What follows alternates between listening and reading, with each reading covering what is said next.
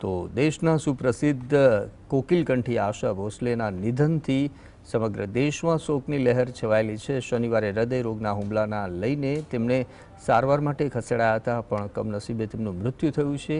ગુજરાતના deputy CM હર્ષ સંઘવીએ આશા ભોસલેના અવસાન અંગે દુઃખ વ્યક્ત કરતા આજે આપણા એવા વ્યક્તિને તેઓએ ગુમાવ્યા છે, જેમની ધૂન નકારાત્મકતાને દૂર કરી સકારાત્મક ઉર્જા આપતી હતી।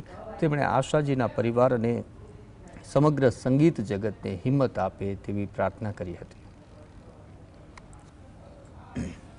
आज हमने एक ऐसे व्यक्ति को खोया है जिनका आवाज़ वो सबको उत्साह, उमंग एवं नकारात्मकता को दूर करके सकारात्मकता देती है।